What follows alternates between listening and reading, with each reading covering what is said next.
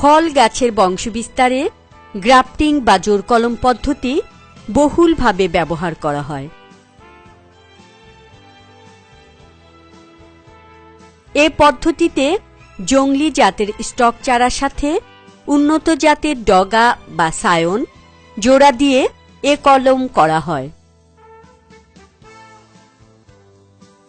এক্ষেত্রে স্টক চারা এবং সায়ন উভয়ই সুস্থ ও সবল হওয়া দরকার। বিভিন্ন প্রকার জোড় কলমের মধ্যে সংযুক্ত জোড় কলম বা কন্টাক্ট গ্রাফটিং, ভিনিয়ার জোড় কলম, অঙ্কুর জোড় কলম বা স্টোন গ্রাফটিং এবং ক্লেফট বা ফাটল জোড় কলম অন্যতম। ইদানিং আমাদের দেশে বিভিন্ন ফল গাছের বংশবিস্তারে ক্লেফট গ্রাফটিং বা ফাটল জোড় কলম ব্যাপকভাবে ব্যবহার করা হচ্ছে।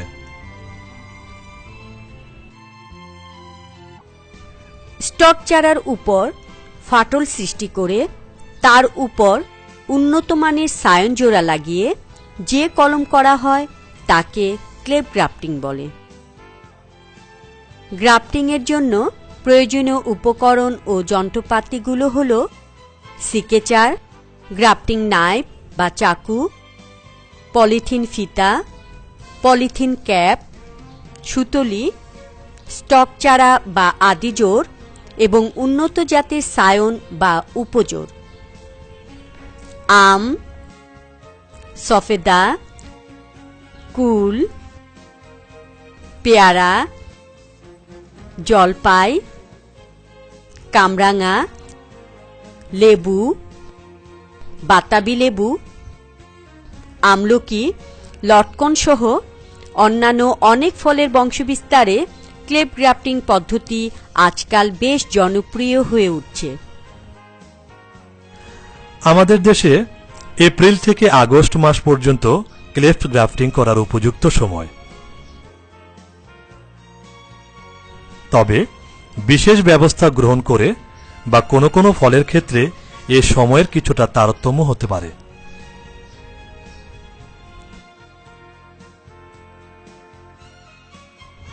আমের বংশবিস্তারে অধিকাংশ নার্সারিতে বর্তমানে ক্লেফট গ্রাফটিং পদ্ধতি অনুসরণ করা হচ্ছে।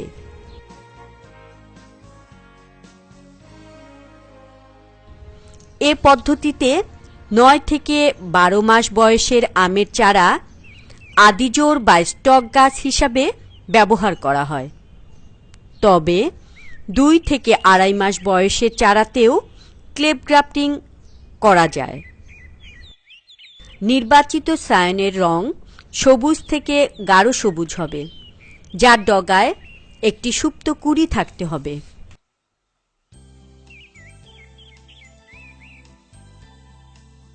কাঙ্ক্ষিত জাতের মাতৃগাছ থেকে নির্বাচিত ডগা বা সায়ন সিকেচার দিয়ে কেটে সংগ্রহ করতে হবে।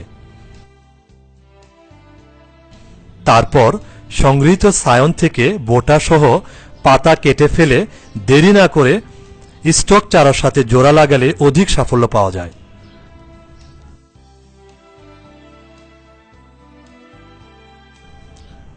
সায়ন দীর্ঘ সময় সংরক্ষণ করার প্রয়োজন হলে সায়ন থেকে পাতা কাটার পরপরই আটি বেঁধে ভেজা কাপড় পেঁচিয়ে পলিথিন মোড়কে ঠান্ডা স্থানে রেখে দিতে হবে।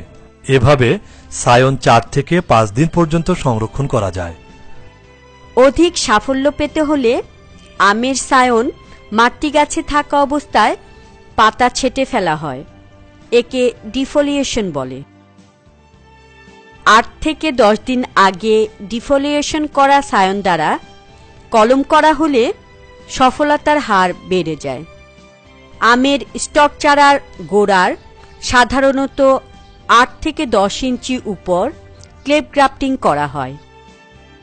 সিকেচার দিয়ে স্টক চারার নির্দিষ্ট স্থানের উপরের ডগাটি কেটে ফেলতে হবে। স্টক চারার যে স্থানে কলম বাঁধা হবে তার নিচে এক সারি পাতা থাকা দরকার। এবার চাকুর সাহায্যে স্টকের ওপরের মাঝ বরাবর 1 থেকে 1.5 ইঞ্চি পরিমাণ লম্বালম্বিভাবে নিচের দিকে ফাটল সৃষ্টি করতে হবে।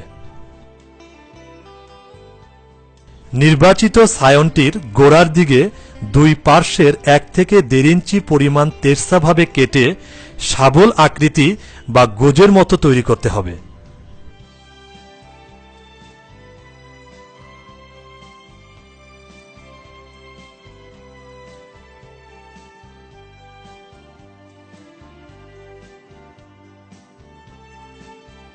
এখন গোজ আকারের সায়নটি স্টক চারার ফাটলে এমনভাবে স্থাপন করতে হবে যেন স্টক এবং সায়নের বাকল পরস্পর মিশে যায়।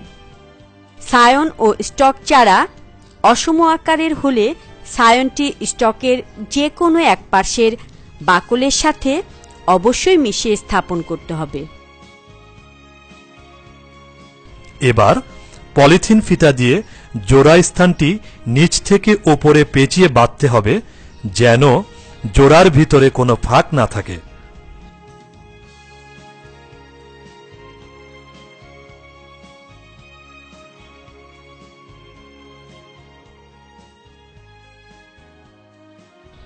এখন পলিথিনের ক্যাপ দিয়ে সায়নের মাথা থেকে জোড়ার নিচ পর্যন্ত ঢেকে সুতলির সাহায্যে হালকাভাবে বেঁধে দিতে হবে।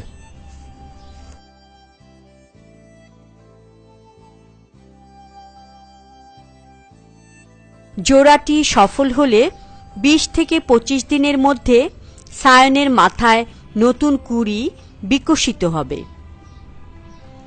নতুন কুঁড়ি বিকশিত হওয়ার পর পলিথিনের ক্যাপটি খুলে দিতে হবে, তা না হলে নতুন গজানো পাতাগুলো নষ্ট হয়ে যেতে পারে। জোড়া লাগার পর 3 মাস অতিক্রান্ত হলেই কলমটি পূর্ণাঙ্গ কলমে রূপ লাভ করবে।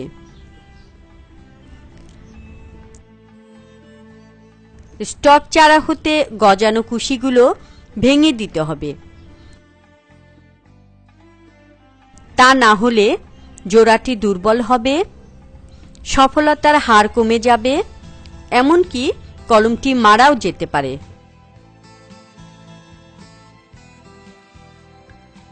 প্রয়োজন মতো সেচ নিষ্কাশন, আগাছা দমন ও বালাই ব্যবস্থাপনা করতে হবে। চারায় উপরিসার প্রয়োগ বা ফলিয়ার স্প্রে করা যেতে পারে। মনে রাখতে হবে, মানসম্পন্ন চারা কলমই অধিক ফলনের নিশ্চয়তা দিতে পারে।